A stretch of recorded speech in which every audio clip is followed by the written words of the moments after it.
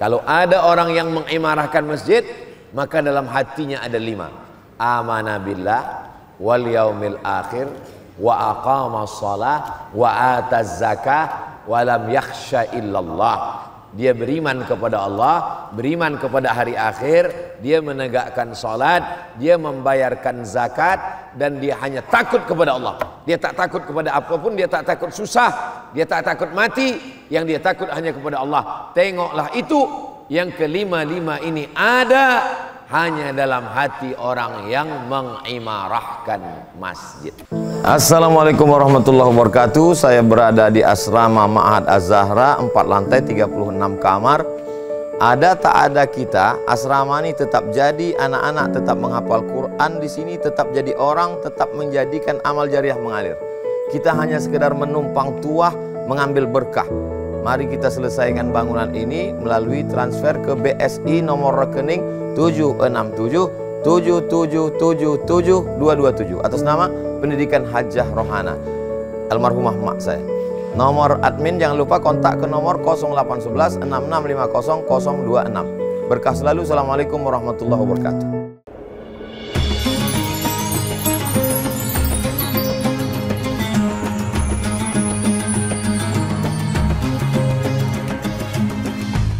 Bismillahirrahmanirrahim. Assalamualaikum warahmatullahi wabarakatuh.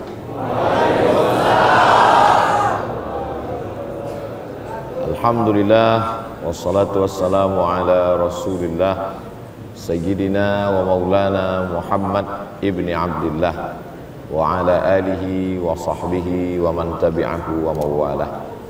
Subhanaka la ilma lana illa ma'allamtana innaka antal alimul hakim.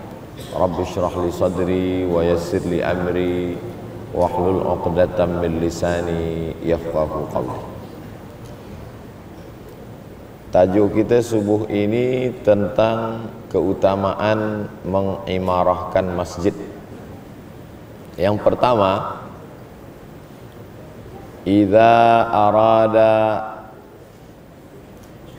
ahadukum bihasanatin, kalau ada orang yang ingin melakukan perbuatan yang baik, falam yaf'alha faktub lahu hasanatan, tidak jadi dia melakukannya, maka tuliskanlah untuknya 1 kebaikan.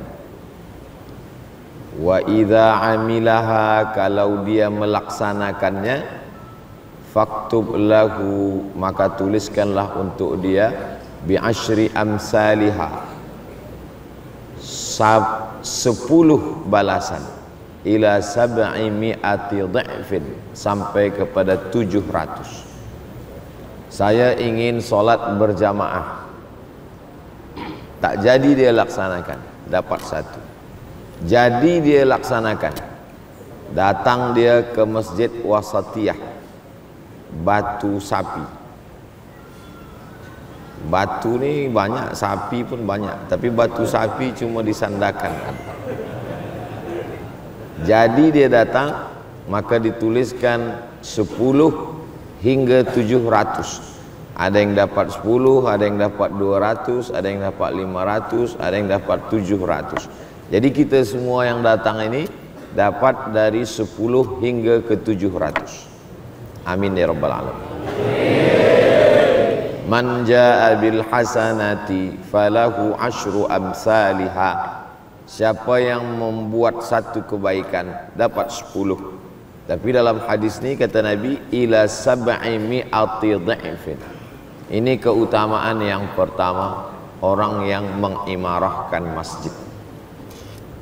Kita semua yang nak ke masjid ini tidak diucapkan di lisan. Tidak ada orang yang nak ke masjid diucapkan di lisan, saya ingin ke masjid. Tak ada. Itu hanya di dalam hatinya saja. Tapi ada juga setengah orang, dia tak ucapkan di lisan, tapi dia tulis di status FB, saya nak ke masjid. Semua orang tahu, baik untuk syiar dakwah. Tapi kalau orang ingin berbuat baik, dia diam. Dari mana malaikat tahu? Padahal yang tahu niat itu hanya kita dengan Allah Subhanahu wa ta'ala. Maka kata Imam Al-Qushairi dalam kitab Ar-Risalah Al-Qushairiyah, malaikat tahu sebab malaikat mencium bau harum semerbak. Jadi semua orang yang berniat baik, malaikat mencium bau harum, malaikat tulis 1. Jadi dia datang ke masjid 10 hingga 700. Tak jadi dia datang ke masjid, sudah dapat 1. Tapi jangan sebab tazkirah subuh ni semua berniat tak jadi ke masjid. Semua mesti berniat dan jadi ke masjid. Inilah dia subuh ini, mudah-mudahan kita istiqamah insyaallah. Amin ya rabbal. Itu yang pertama. Yang kedua, manakala dia berwudu, elok berwudu di rumah, supaya dari rumah hingga ke masjid lebih banyak malaikat yang mendoakan. Tapi andai pun berwudu di masjid wasatiyah baik juga, bukan berarti dia salah, enggak. Tapi seeloknya dalam hadis berwudu di rumah, selepas itu baru datang ke masjid. Berwudu di masjid baik, tapi masjid ada air, ada bil air. Ini sudahlah tak pernah tolong bil air, wudu di masjid. Kita wudu di rumah, di masjid baik, tak salah. Bila dia berwudu, dia siram air ke muka, maka lepaslah dosa-dosa dari hidung, dari mata. Bila dia siram air ke tangan, lepaslah dosa-dosa dari tangan. Bila dia sapu kepala, maka lepaslah dosa dari isi kepala yang kotor, yang jahat, yang tak baik. Bila dia sapu telinga, keluarlah dosa-dosa dari lubang telinga. Bila dia siram kaki, keluarlah dosa-dosa dari celah-celah jari-jari, kuku-kuku kaki. Hadis ada dalam Sunan Ibni Majah. Jadi wudu itu ada zahir, ada batin. Wudu zahir, air yang disiramkan. Wudu batin, air yang melepaskan najis, hadas kecil dan dosa pun lepas. Maka selepas berwudu kita menghadap ke kiblat. Asyhadu an la ilaha illallah wahdahu la syarikalah wa asyhadu anna sayyidana Muhammadan abduhu wa rasuluh. Allahumma ja'alni minat tawwabin waj'alni minal mutatahhirin waj'alni min ibadikas salihin. Badan sudah bersih, tapi yang 3 ini belum. Maka minta minat tawwabin, orang yang taubat kepada Allah. Wal mutatahhirin, suci. Bersih sudah tapi belum suci. Semua orang bersih tapi tak suci. Orang yang sudah berwudu dia suci. Minal mutatahhirin. Yang ketiga, waj'alni min ibadikas salihin. Maka lepaslah semuanya. Jadi kalau ada orang mengatakan saya ini banyak silap, banyak dosa, banyak maksiat, maka dengan wudu dia lepas. Ngamin muslimin yuznibu dzamban. Kalau ada orang yang silap salah berdosa, summa yatatahhar, mandi atau berwudu atau bertayamum, summa yusalli raka'ataini, sembahyang sunat 2 rakaat, summa yastaghfirullah, kemudian minta ampun kepada Allah, illa ghafarallahu lah, maka Allah mengampunkan. Maka semua kita yang sudah berwudu tadi, lepaslah dari semua dosa-dosa kita insyaallah. Tapi hutang tak lepas. Nah, baru setakat hanya dosa mata, dosa telinga, dosa kepala, dosa tangan, dosa kaki. Itu keutamaan yang kedua. Selepas itu masuk keutamaan yang ketiga. Al-ula tahuttu biha khati'ah wal ukhra tarfa'u biha darajah. Hadisnya ada dalam Sahih Muslim. Langkah kaki pertama menghapus dosa, langkah kaki yang kedua mengangkat darajah. Langkah kaki yang ketiga menghapus dosa, langkah kaki yang keempat mengangkat darajah. Begitulah seterusnya dari rumah hinggalah sampai ke masjid. Jadi bagaimana dengan kita yang dari rumah naik kereta? Maka makna hadis ini, sedangkan yang berjalan kaki dekat rumah pun mendapatkan keutamaan, apalagi yang jauh daripada rumah. Sekarang kita tengok ada iklan, langkahkan kaki Anda sehari 10.000 langkah supaya sehat tulang dan badan. Di dalam badan yang sehat terdapat fikiran yang sehat. Sebab apa? Sebab solat berjamaah. Nah, jadi kalau ada surau, musola, masjid dekat rumah, elok jalan kaki. Tapi Ustaz Somad dari hotel tadi tak jalan kaki. Kalau dari hotel jalan kaki, duha baru selesai. Pukul 6.30 saya mesti ke airport sebab nak teruskan rihlah dakwah ini ke Kota Kinabalu. Nah, oleh sebab itu dari pukul 5.30 hingga pukul 6.30 inilah kita bahaskan tentang keutamaan mengimarahkan masjid. Yang ketiga adalah keutamaannya melangkahkan kaki. Langkah pertama, tahuttu biha khati'ah, menghapuskan dosa. Langkah yang kedua, tarfa'u biha darajah, menaikkan darajah. Darajah maknanya dalam bahasa Melayu tangga. Darajah itu tangga. Tarfa'u biha darajah, menaikkan tangga-tangga kita di hadapan Allah Subhanahu wa taala. Jadi semua yang berjalan kaki tadi, langkah pertama, langkah kedua.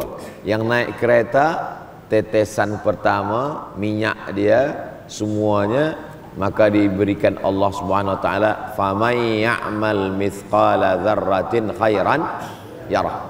Tak ada yang sia-sia. Ini yang ketiga.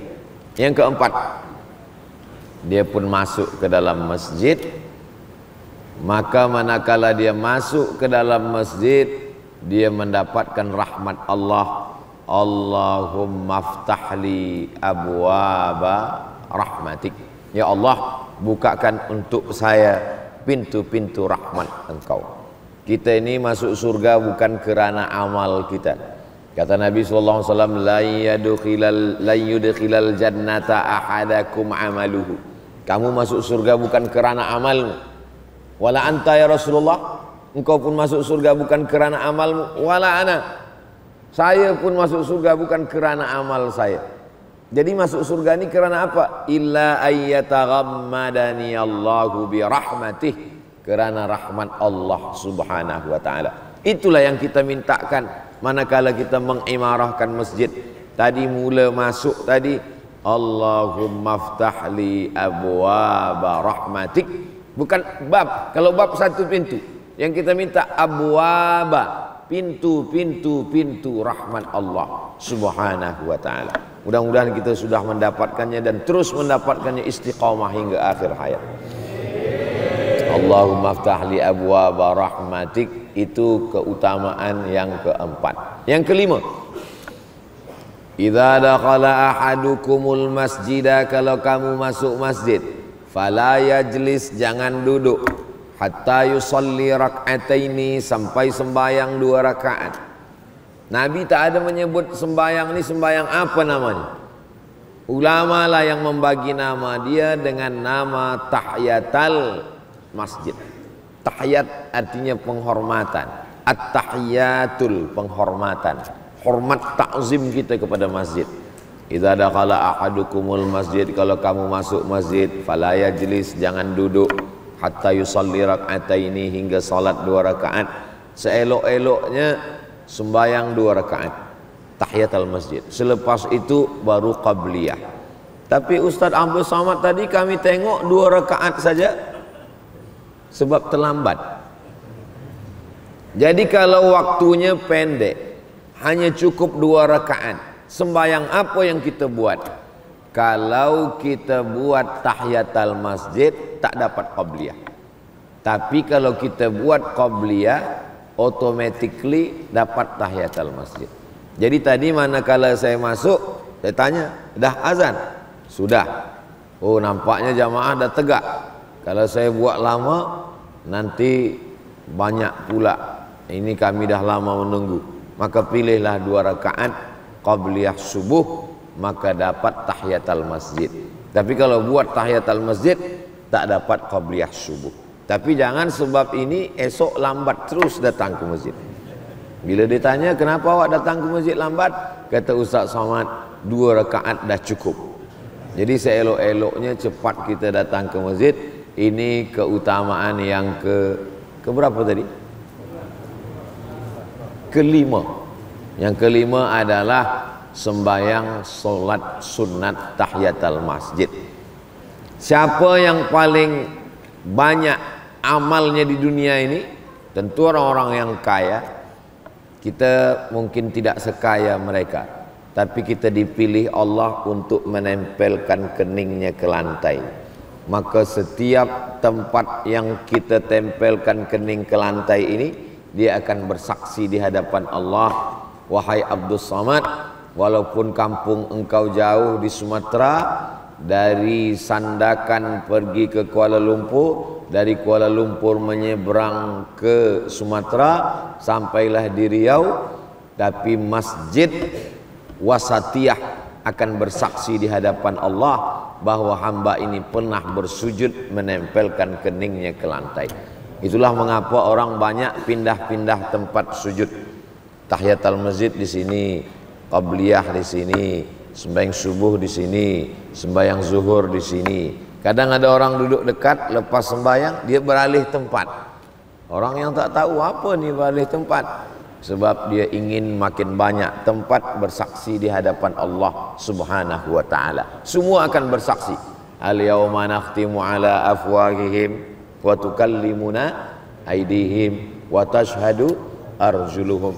Ini hanya kita dapatkan di masjid. Sebab di rumah tak ada tahiyatul rumah, yang ada tahiyatul masjid. Bagaimana kalau kita ke surau? Surau pun tetap tahiyatul masjid. Jangan usolli sunnatal tahiyatul surau, ini tahiyatul masjid. Sebab tempat ini cuma ada 2. Kalau di situ ada sembahyang subuh, zuhur, asar, maghrib, isya, namanya masjid. Tapi kalau di situ ada subuh, zuhur, asar, maghrib, isya, Jumat, namanya masjid jami', masjid yang ada Jumatnya.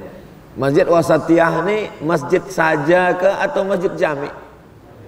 Masjid jami', sebab ada solat Jumatnya. Mana ada mimbarnya? Ini mimbar tinggi di atas, ini mimbar, ada solat Jumatnya. Jadi di tempat saya ada surau, ada langgar, ada musola. Orang Jawa biasa sebut langgar, orang Melayu dengan orang Minangkabau surau, orang yang lain sebut musola. Sebenarnya ketiga-tiganya ini adalah masjid.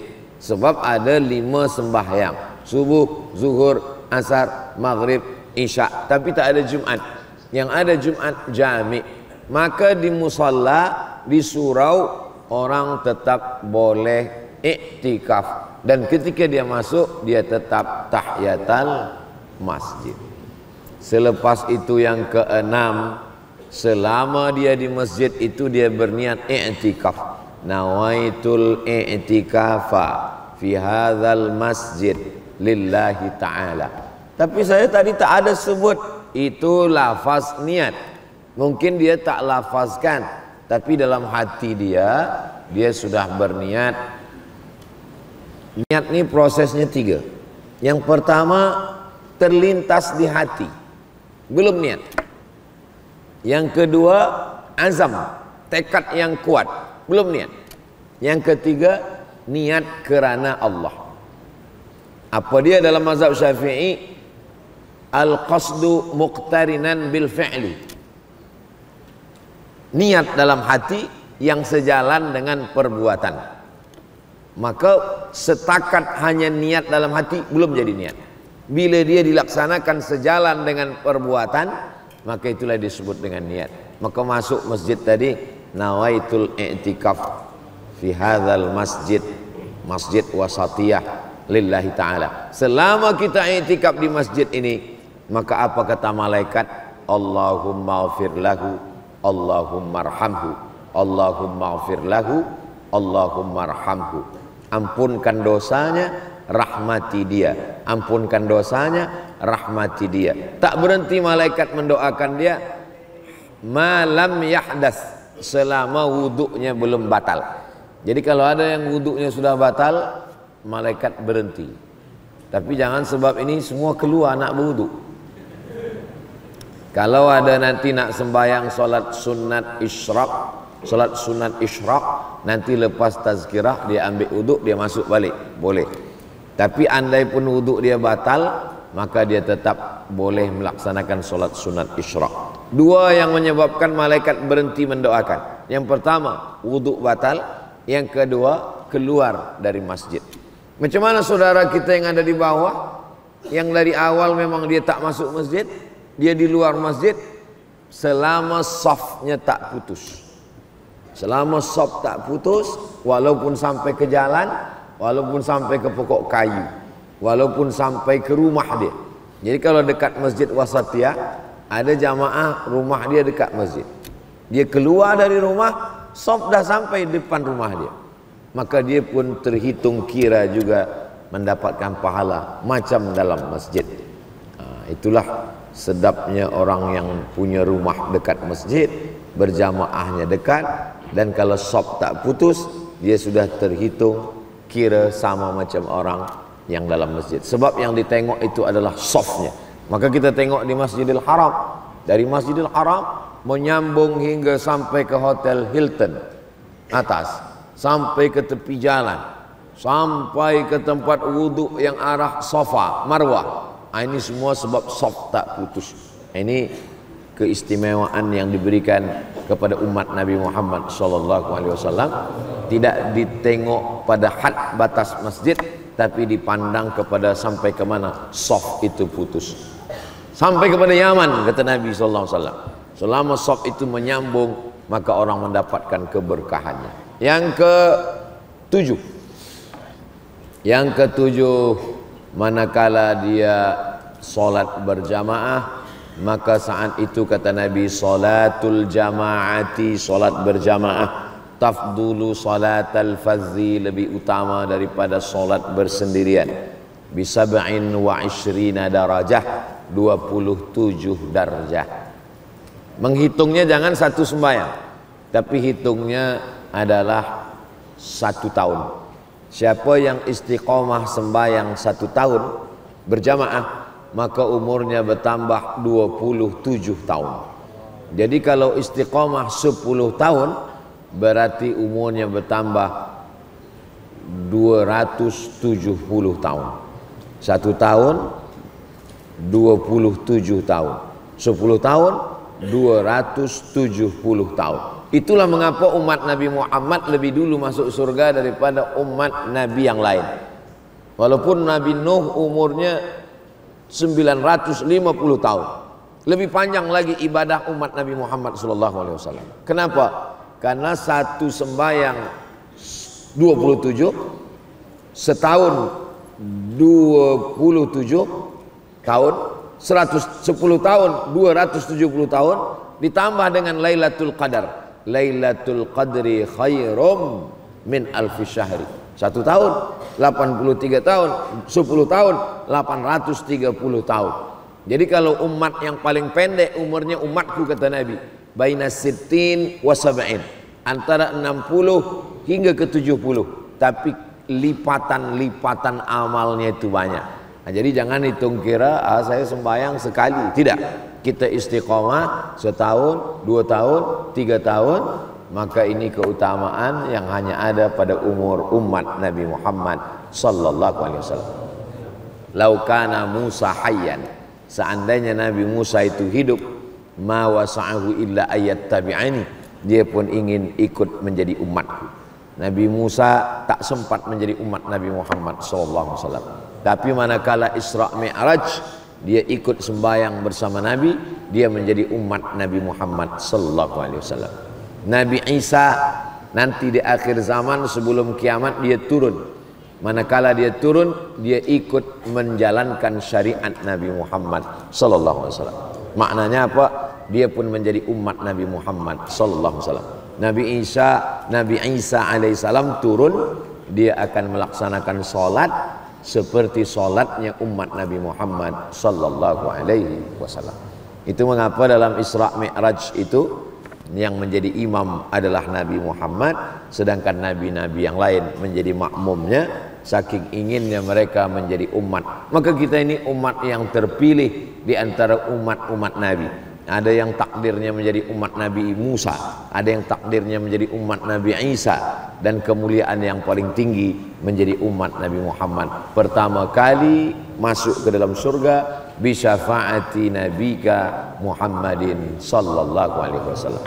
Allahumma salli ala sayyidina Muhammad wa ala ali sayyidina Muhammad. Yang ke-8, bertepatan amin dia dengan amin orang yang ada di masjid Wasatiyah Batu Sapi. Ghairil maghdubi alaihim waladdallin. Amin. Siapa yang aminnya bersesuaian dengan amin malaikat, ghufira lahu ma taqaddama min dzambi, maka diampunkanlah dosa-dosanya yang lalu. Maka tadi semuanya mengucapkan amin. Jadi ada juga setengah jamaah tak mau mengucapkan amin. Tak tahu kita apa alasan dia kenapa tak ucapkan amin. Bila selesai sembahyang, awak kenapa tak ucapkan amin? Orang dah ramai, untuk apa lagi? Bukan masalah ramai tak ramai. Kita ingin supaya amin kita itu bersesuaian dengan amin malaikat. Jadi sembahyang subuh, malaikat yang berjaga malam tadi dengan malaikat yang akan berjaga siang ini berjumpa pada solat subuh. Itulah mengapa solat subuh itu disebut dengan Inna Qur'anal Fajri kana masyhuda. Bacaan imam pada sembahyang subuh dipersaksikan malaikat, sebab berjumpanya malaikat malam dengan malaikat siang pada sembahyang subuh. Bertepatanlah amin kita tadi. Ghairil maghdubi alaihim waladdallin. Amin. Ghufira lahu ma taqaddama min dzambi. Maka kalau ucapkan amin itu jangan tahan-tahan, jangan ragu-ragu, kuat. Amin. Idza ammana al-imamu fa'aminu. Kalau imam dah ucapkan amin, ikut ucapkan amin. Jadi mengucapkan aminnya itu imam dulu. Ini kadang saking ingin semangat kalah pula imam. Belum selesai waladdallin. Tunggu sampai imam itu. Amin. Keutamaan yang ke-8. Jadi orang benci mendengar ucapan amin itu. Orang Yahudi, orang Nasara mendengar ucapan amin itu panas dia. Makin dia panas makin kuatkan amin. Amin. Makna amin artinya istajib ya Allah. Kabulkan doa kami ini ya Allah. Doa yang mana? Ihdinas siratal mustaqim, siratal ladzina an'amta alaihim, ghairil maghdubi alaihim waladdallin. 4 yang kita minta. Bagi kami jalan yang lurus, Islam, jalan yang sudah kau berikan kepada mereka, minan nabiyyin was-siddiqin was-syuhada was-salihin, ghairil maghdubi alaihim, bukan Yahudi, waladdallin, bukan Nasara. Lalu kita minta semuanya amin. Ini yang ke-8. Yang ke-9, kita belajar melalui bunyi imam. Jadi yang selama ini belajar baca Quran sendiri, beli Quran sendiri, baca sendiri, fahamkan sendiri, salah sendiri, sesat sendiri. Tapi bila kita sembahyang ke masjid, mendengar bacaan imam, maka saat itu kita dengar dia baca Bismillahirrahmanirrahim. Oh, bunyi ra tafkhim, tebal, pakai tasydid. Bismillahirrahmanirrahim. Oh, begitu bunyinya. Alhamdulillahi rabbil alamin, arrahmanirrahim, maliki yaumiddin, iyyaka oh pakai tasydid. Kadang kita kena belajar tak betul, tak pakai tasydid. Iyyaka na'budu wa iyyaka nasta'in. Tapi kata imam kita, iyyaka na'budu wa iyyaka nasta'in, ihdinas siratal mustaqim. Telinga kita mendengar direct, bukan melalui YouTube, bukan melalui suara CD, tapi langsung mendengar. Siratal ladzina an'amta 'alaihim ghairil maghdubi 'alaihim macam mana bunyi dha? Waladdallin. Kita dengar semuanya sampai kepada doa kunut tadi. Wa sallallahu ala sayyidina Muhammadin nabi. Selama ini baca sendiri. Wa sallallahu ala sayyidina Muhammadin nabil ummi. Rupanya Muhammadin, manakala dia masuk an-nabi, ada nun kecil namanya nun wiqayah.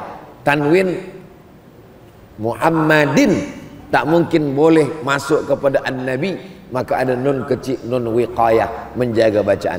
Wa sallallahu ala sayyidina Muhammadin nabiyil ummi wa ala alihi wa sahbihi wa baraka wa sallam.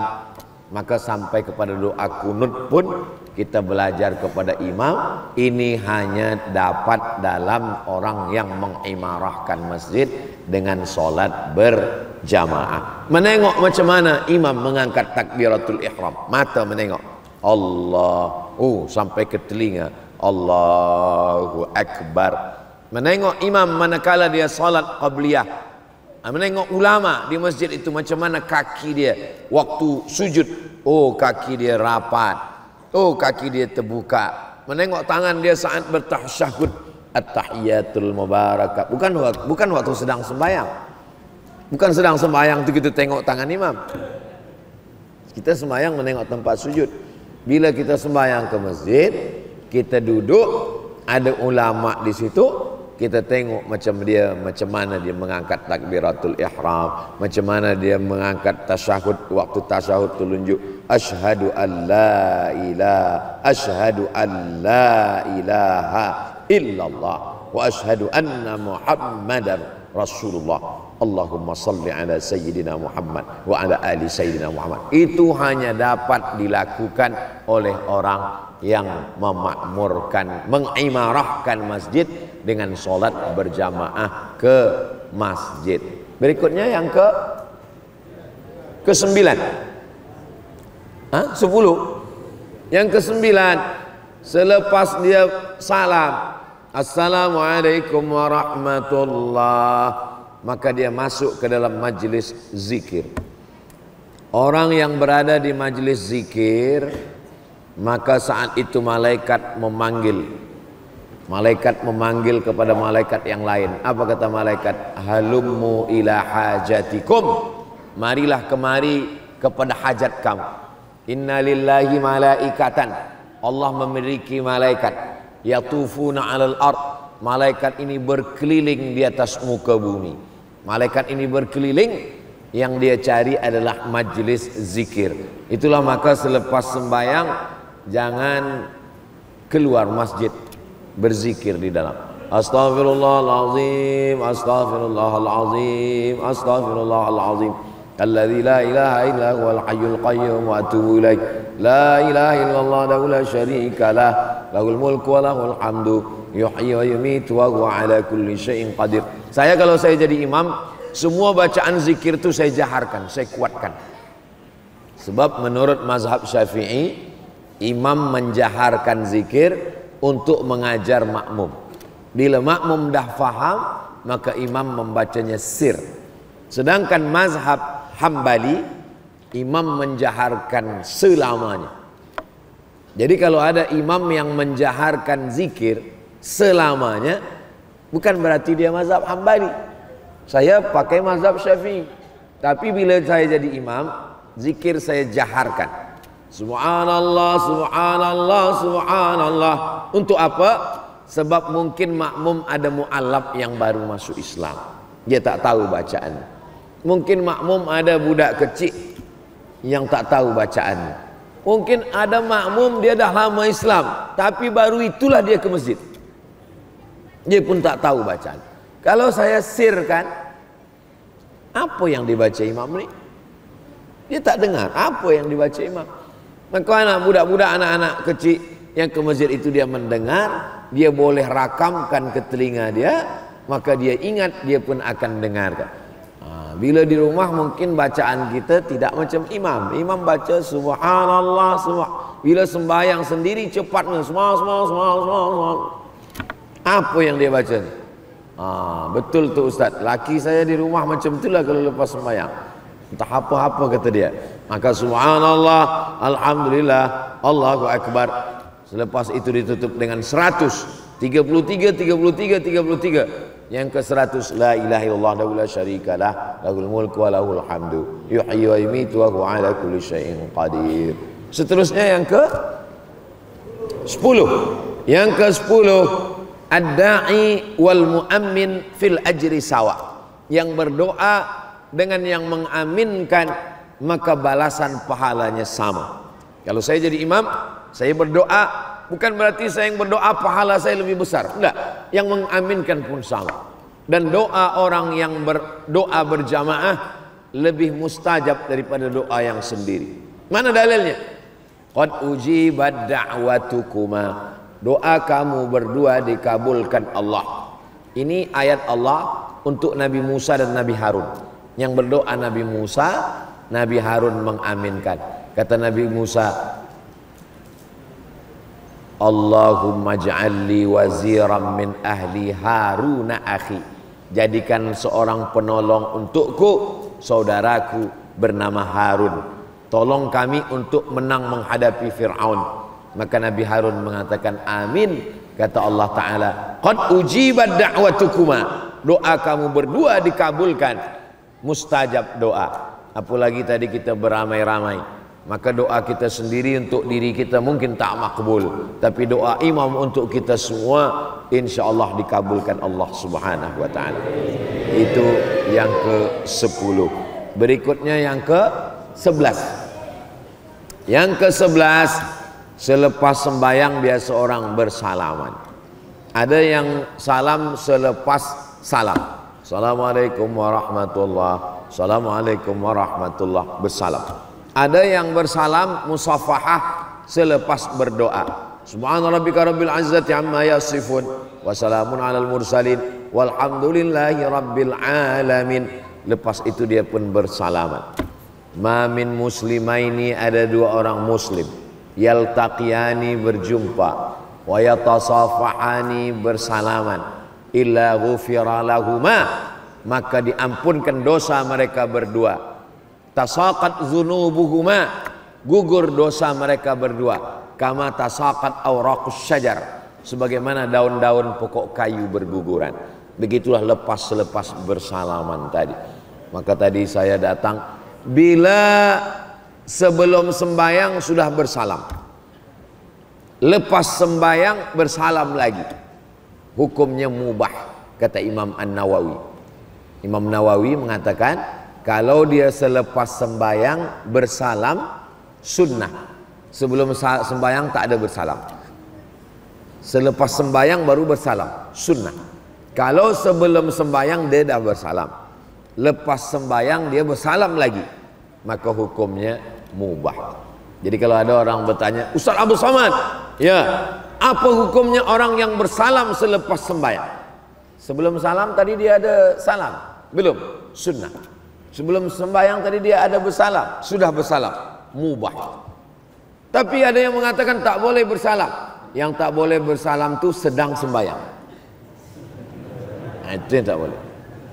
Kalau lepas sembahyang boleh jadi mubah, boleh jadi sunnah. Ini musafahah, ini menghilangkan ghil, hasad, dengki, busuk hati. Nampak orang dapat nikmat lebih banyak, lebih baik, lebih besar, kita sakit hati. Hilangkan ghil, dengki dengan bersalam.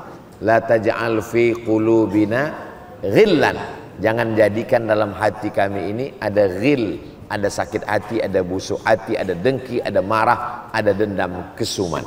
Yang ke-12. Ini sampai berapa nih Ustaz? Sampai habis. Yang ke-12, usahakan selepas sembahyang ada membacakan ayat, agak satu ayat, atau hadis Nabi agak satu hadis. Bacakan kitab Riyadhus Shalihin, baik. Sebelum Riyadhus Shalihin Arba'in, baik. Khatam Arba'in Riyadhus Shalihin, baik. Habis Riyadhus Shalihin Bulughul Maram, baik. atau bacakan Jawahirul Bukhari, bagus, atau dibacakan Fadail A'mal Maulana Zakaria Kandahlawi, baik, tak salah. Ini supaya apa? Supaya ada majelis. Yang dia ada urusan nak cepat balik, apa boleh buat, tak ikut. Yang ada di masjid itu saja. Ini baik. Termasuklah subuh ini, lepas salat kita adakan. Ini keutamaan yang ke-12. Apa dia? Majtama'a qaumun, sekelompok orang berkumpul fi baitin min buyutillah, di rumah Allah. Yatsluna kitab Allah, membaca ayat-ayat Allah. Wa yatadarasunahu fima bainahum, mengkaji isinya. Maka kalau lepas sembahyang duduk, bacakan ayat. Kami tak ada kitab hadis, bacakan tafsir surah Yasin. Saya di Masjid Syakirin di Riau menghatamkan surah Yasin. Khatam surah Yasin, pindah ke juzuk amma yatasa'alun. Habis amma yatasa'alun, teruskan sampai ke An-Nas. Tak usah panjang-panjang, 1 ayat, 2 ayat, 3 ayat, 5 menit, 10 menit. Kultum, kuliah 7 menit. Lalu kemudian keutamaannya, majtama'a qaumun fi baitin min buyutillah, berkumpul di rumah Allah. Yatsluna kitab Allah, membaca ayat-ayat Allah, sama. Hadis Rasulullah sama, fiqh sama, tasawuf sama. Wa yatadarasunahu fima bainahum, mengkaji isinya.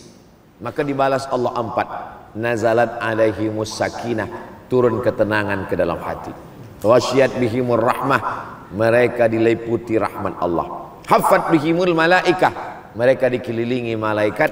Wa dzakarahumullahu fi man indah, dibanggakan Allah kepada para malaikat. Kita subuh ini dapat 4 insyaallah. Nazalat alaihimus sakinah, wasyiyat bihimur rahmah, haffat bihimul malaikah, wa dzakarahumullahu fi man indah. Yang ke-13, man ahabba ayyubsata lahu fi rizqihi, siapa yang mau lapang rezekinya, wa yunsa'alahu fi asarihi, dipanjangkan umurnya, falyasil rahimahu, maka hendaklah dia menyambung tali silaturahim. Sekarang orang sambung silaturahim di hotel, acara program silaturahim di hotel, sampai tak sembahyang. Apa ini? Menyambung silaturahim dengan manusia, tapi dengan Allah putus. Kita dua-duanya dapat. Silaturahim itu dengan manusia, silah dengan Allah disambung dulu dalam salat. Selepas salat barulah silaturahim kepada manusia.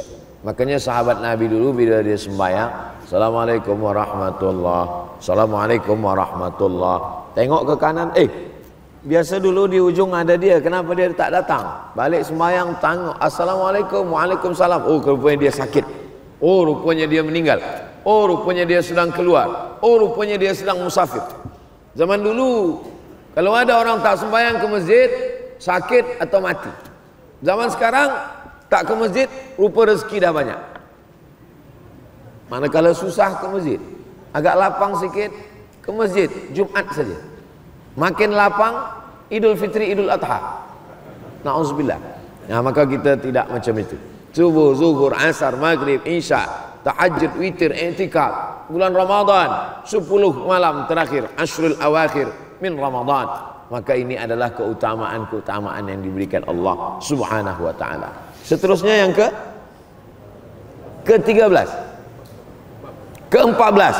Yang ke-14, sab'atun yuzilluhumullah, ada 7 golongan yang mendapatkan naungan Allah. Yauma la zilla illa zilluh, hari itu tak ada tempat bernaung, hari itu tak ada atap, hari itu tak ada pokok kayu. Wa takunul jibalu kal ihnil manfush, gunung-gunung macam bulu kambing yang dihembus angin. Ambil bulu kambing, letakkan ke tapak tangan, hembus kuat, mau push, hilang. Begitulah kita di hadapan Allah Subhanahu wa taala. Tapi ada yang dapat naungan. Yang dapat naungan itu adalah qalbuhu mu'allaqun fil masajid, orang yang hatinya tergantung di masjid. Badannya di office, badannya di pasar, tapi hatinya tergantung di masjid. Mudah-mudahan ini semua yang hadir ini orang yang hatinya tergantung di masjid. Nanti di padang mahsyar ada orang yang tenggelam karena peluh panas sampai ke lutut, sampai ke pinggang, sampai ke leher. Tapi jamaah masjid wasatiyah, dia mendapatkan naungan di bawah arsy, tak ada panas sama sekali. Syaratnya adalah qalbuhu mu'allaqun fil masajid, orang yang hatinya tergantung di masjid. Yang terakhir kali, yang ke-15, innama ya'muru masajidallah man amana billah wal yaumil akhir wa aqamas salah wa ataz zakah wa lam yakhsha illallah. Kalau kamu mau melihat ada 5 perkara dalam hati manusia, tengoklah dia yang memakmurkan, mengimarahkan masjid. Kalau ada orang yang mengimarahkan masjid, maka dalam hatinya ada 5: amana billah wal yaumil akhir wa aqamas salah wa ataz zakah wa lam yakhsha illallah. Dia beriman kepada Allah, beriman kepada hari akhir, dia menegakkan salat, dia membayarkan zakat, dan dia hanya takut kepada Allah. Dia tak takut kepada apapun, dia tak takut susah, dia tak takut mati, yang dia takut hanya kepada Allah. Tengoklah itu, yang ke-5 ini ada hanya dalam hati orang yang mengimarahkan masjid. Imarah artinya ramai, meramaikan masjid. Meramaikan masjid dengan sholat berjamaah, meramaikan masjid dengan majlis ilmu, meramaikan masjid dengan tazkirah, meramaikan masjid dengan program-program untuk belia. Jadi budak-budak belia dibuatkan ada program sukan. Mana boleh ada sukan di masjid? Dalam masjid ibadah.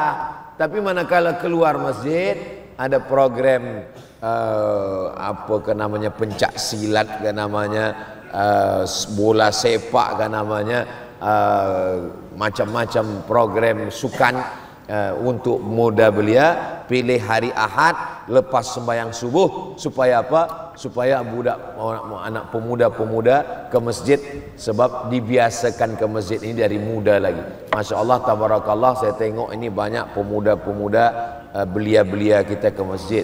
Jadi kalau di masjid banyak belia, insya Allah masjid wasatiyah Batu Sapi sampai hari kiamat tetap ramai insya Allah. Jangan bangga dengan masjid yang besar, sebab di Andalusia, Spanyol, itu masjid besar, tapi hari ini tak ada orang ke masjid. Sebab apa? Sebab Islam runtuh, hilang. Tapi yang dulu tidak masjid pun boleh berubah menjadi masjid. Jadi di Europe hari ini banyak yang sebenarnya bukan masjid, tapi dibeli oleh orang Islam menjadi masjid sebab berjamaah. Itulah dia 15 keutamaan mengimarahkan masjid. Kalau boleh diingat-ingat, kalau tak boleh diingat, insya Allah boleh ditonton ulang. Nanti bila nampak video Ustadz Somad duduk, ini di mana nampaknya? Ini di masjid wasatiyah. Wasatiyah ini pertengahan. Wa kadzalika ja'alnakum ummatan wasata. Kami jadikan kamu umat yang pertengahan. Kenapa kita disebut dengan wasatiyah? Wasatiyah, yang sebelah kiri terlampau ke kiri, terlampau ke kanan. Yang terlampau ke kiri mengatakan Nabi Isa itu anak zina. Dia tuduh Maryam berzina dengan tukang kayu. Yang terlampau kanan, dia katakan Nabi Isa anak Tuhan. Terlampau ke kanan mengatakan Nabi Isa anak Tuhan. Terlampau ke kiri mengatakan Nabi Isa anak zina. Umat Islam wasatiyah. Wa kadzalika ja'alnakum ummatan wasata. Tengah. Dia bukan anak Tuhan, dia bukan anak zina.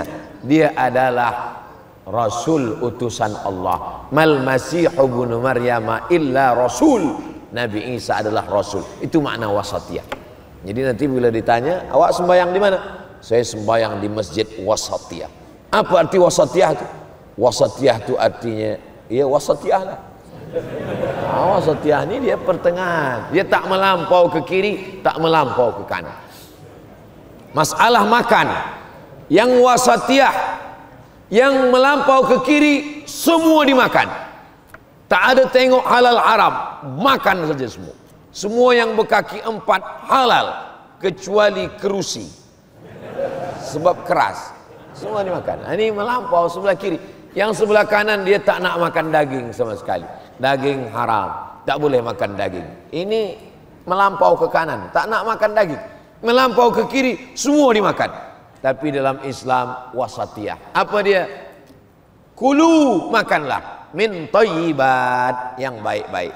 Ada yang tak baik yang tak boleh dimakan. Hurrimat alaikumul maitatu, tak boleh makan bangkai. Waddamu, tak boleh makan darah.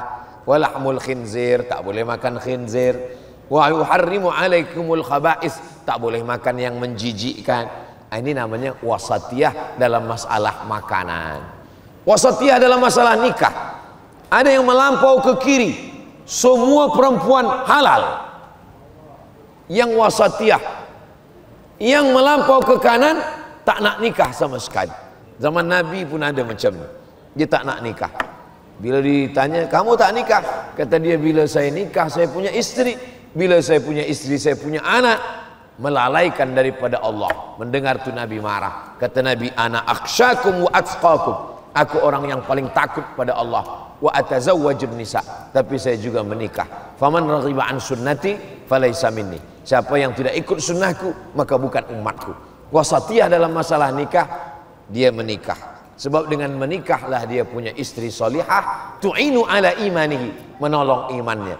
Dengan menikah maka dia punya anak, anaknya akan menjadi waladun solihun. Wasatiyah dalam masalah nikah, wasatiyah dalam masalah makan, wasatiyah dalam masalah berpakaian, wasatiyah dalam masalah memandang Nabi Isa alaihissalam.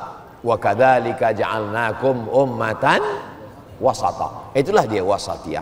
Mudah-mudahan kita senantiasa bermanhaj wasatiyah dalam hidup dan mengimarahkan masjid. Di akhir majlis, mari kita sama berdoa kepada Allah untuk yang baik-baik. Mudah-mudahan negeri kita baldatun thayyibatun wa rabbun ghafur, diberikan kebaikan dunia akhirat. Al-Fatihah.